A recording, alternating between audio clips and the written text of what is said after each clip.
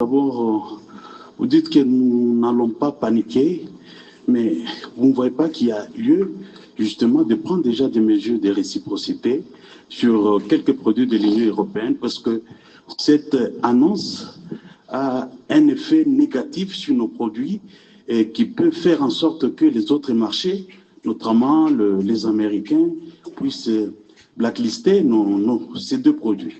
Ça, c'est la première question. La deuxième question, Excellence, j'étais très loin, donc je n'ai pas suivi vos premiers mots, mais j'aimerais savoir si vous avez les statistiques de ce que nous avons comme production de cacao et de café dans l'Union européenne.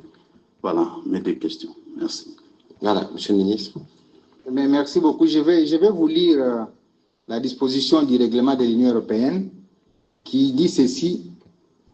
Compte tenu du report de 12 mois de la date d'application prévue à l'article 38, il convient d'adapter en conséquence les dates figurant dans d'autres dispositions liées en particulier en ce qui concerne l'abrogation du règlement.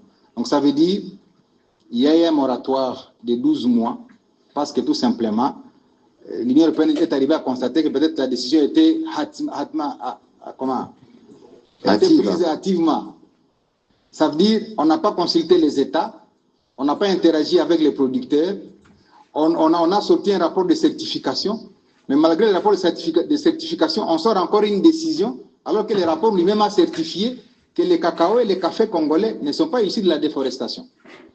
Mais l'idée qu'on a évoquée, c'est que les auditeurs ont évoqué l'idée de dire qu'ils n'ont pas accès à la zone pour aller faire les contrôles à la suite de l'insécurité. Mais c'est quelle zone spécifiquement pour être un peu plus précis, monsieur? Oui, la zone spécifique qui est évoquée par l'Union européenne, c'est la zone de Beni, de l'Ituri, où il y a la cruauté humaine qui, en fait, est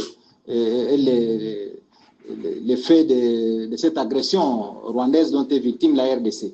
Alors, la question qu'on doit se poser, et ça, ce n'est pas encore officiel, c'est de dire comment l'Union européenne qui sait que nous sommes victimes d'une agression ne dit par exemple pas que les agresseurs sont installés dans le parc de Virunga, qui est le patrimoine mondial de l'humanité, créé en 1925.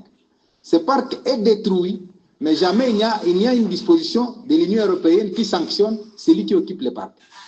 Alors, comment on va passer tout de suite aux producteurs du café et du cacao, des pauvres paysans qui sont à Beni, qui sont à Ituri, qui sont dans leurs champs depuis des dizaines d'années, qui n'ont défriché ni coupé aucune forêt, parce que nos 155 millions d'hectares sont encore intacts. Donc, c'est toutes ces interrogations-là qui disent que le gouvernement doit faire très attention, parce qu'à côté de la guerre qu'on nous fait, quand on trouve que nous voulons changer de modèle économique, on nous fait une autre guerre économique. Et ça, c'est des réflexions comme scientifiques qui commencent à naître. Parce que comment on peut expliquer que le modèle ancien de la colonisation basé sur les matières premières a échoué et que nous voulons migrer vers un autre modèle économique à considérer cette fois-ci l'agriculture comme levier du développement, et quand nous voulons migrer vers là, voilà, on commence à inventer de ces genres d'histoires. Je vous donne quelques statistiques. J'ai publié ce matin, du 30 décembre 2024, la mercuriale des prix des produits exportés, parce que c'est la compétence du ministère du Commerce extérieur. Aujourd'hui, la tonne de cacao est à 11 590 $, quand la tonne du cuivre est à 8 800 $. La tonne du cobalt est à 24 000 $, quand la tonne de la papaïne est à 23 000 $. Ça veut dire que pour le gouvernement congolais et la population congolaise, on doit faire le choix.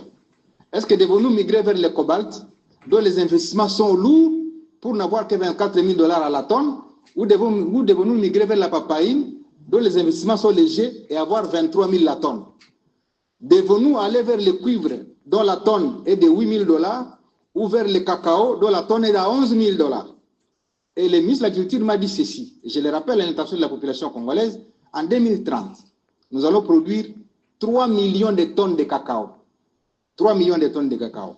Lorsque vous multipliez par une moyenne de 10 000 $ les 3 millions de tonnes de cacao, ça vous fait 30 milliards.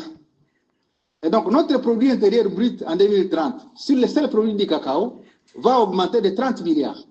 Si nous prenons le café, si nous prenons les VA, Parce que l'EVA produit effectivement de latex pour les pneus, les caoutchoucs. Ça veut dire tous les véhicules du monde, même si on est dans la transition énergétique, où on produit les véhicules électriques, mais ces produits auront besoin de pneus. Et donc, la culture de l'EVA, associée à celle du cacao, à celle du café, les trois cultures industrielles, si on s'y investit, en prenant sur les 80 millions d'hectares de la RDC, par exemple, 10 à 20 millions d'hectares, qu'on consacre à ça, ça nous ramène à 500 milliards de dollars par an qu'on peut engager dans ça. Alors, maintenant, la question des scientifiques, c'est de se dire, est-ce qu'on n'est pas en train de voir finalement l'essor de la RDC à travers l'agriculture pour qu'on freine cet élan-là, parce que ça va remettre en cause le modèle qu'on nous a toujours enseigné, celui de ne considérer les mines comme le seul levier du développement. Voilà, en fait, les réflexions que nous versons dans l'opinion et que tous les scientifiques du monde peuvent vérifier. Je ne débite pas de mensonges, je suis à la télévision nationale. Et comme scientifique, je serai condamné si je commence à débiter des chiffres qui ne sont pas vérifiables. Voilà, on va prendre les questions de M. Eric Izami, puis ce sera Patrick Lacoué. Non, les statistiques, aujourd'hui, nous avons 240 000 planteurs de cacao. Et à l'heure qu'il est, nous produisons entre 100 000 et 200 000 tonnes de cacao par an. Multiplié par 11 000, vous voyez combien de milliards on veut nous empêcher à gagner pour soutenir l'économie congolaise. Donc c'est inhumain en fait, parce qu'en fait, si 8 milliards de Congolais, vous savez, le cacao donne le chocolat. Même si nous, on n'a pas la culture du chocolat comme chez moi, à Kipese, on en prend moins. Et je sais que chez beaucoup de gens, on en prend moins, mais ailleurs, on en prend. Les Chinois commencent à en prendre. Ils sont 1,4 milliard. Je crois que si chaque Chinois peut prendre un chocolat par an, ça fait 1,4 milliard de chocolat. Or, il y en a qui prendront 2, 3, 4 par an. Ça fait autant. Et donc, il faudra autant de millions de tonnes qui font que la RDC va être en fait le premier producteur mondial du cacao. Parce que la Côte d'Ivoire est en train de baisser, de dégringoler. Mais nous avons l'espace de Walikale au nord Kivu, les Beni et de l'Ituri et l'espace de la Tchoko principalement. Et donc ces espaces-là, mis ensemble, peuvent nous amener à produire 3 millions de tonnes de cacao là, associés à la culture du café. Et je vous rappelle que les cacao congolais et les cafés congolais sont les meilleurs cafés et cacao du monde. Parce que c'est du café bio, c'est du cacao bio qui ne sont pas produits sur base d'aucun engrais chimique. Ce n'est pas des terres naturelles que nous les produisons et tout le monde le sait. Maintenant, est-ce qu'on n'est pas en train d'assister à une politique voilée de vouloir nous empêcher d'atteindre ces objectifs-là de faire de la RDC la locomotive du développement? Et là, on va discuter avec l'Union européenne pour dire accompagnez-nous plutôt à réaliser les rêves des Congolais, de voir les paniers de la ménagère finalement changer pour chacun de nous. Merci. Voilà.